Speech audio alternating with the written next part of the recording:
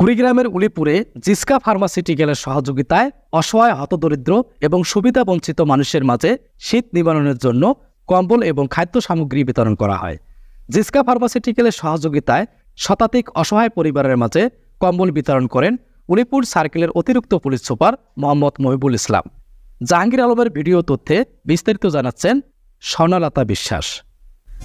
কুড়িগ্রামের উলিপুরে মাঘের শুরুতেই হাড় কাঁপানো শীতে চরম দুর্ভোগে নির্ময়ের মানুষ। অর্থের অভাবে তাদের শীতবস্ত্র কেনার সামর্থ্য নেই। পুরনো ছেঁড়া কাপড় ও খড়কুটো জ্বালিয়েই শীত নিবারণ করছেন। এই অবস্থায় হাড় কাঁপানো কনকনে ঠান্ডায় জেলার জনজীবন স্থবির হয়ে পড়েছে।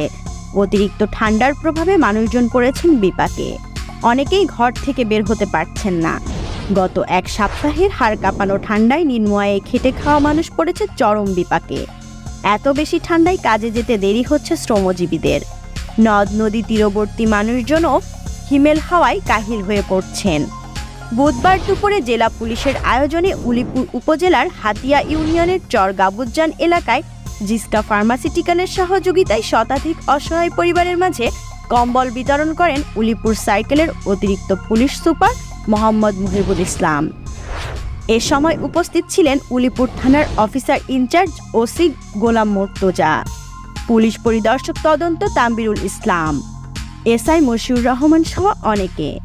জিসকা ফার্মাসিউটিক্যাল লিমিটেডের ব্যবস্থাপনা পরিচালক সাদ্দাম হোসেন জানান, শীত কিংবা বন্যায় কুড়িগ্রামে নির্ময়ের মানুষজন অনেক কষ্টে থাকে।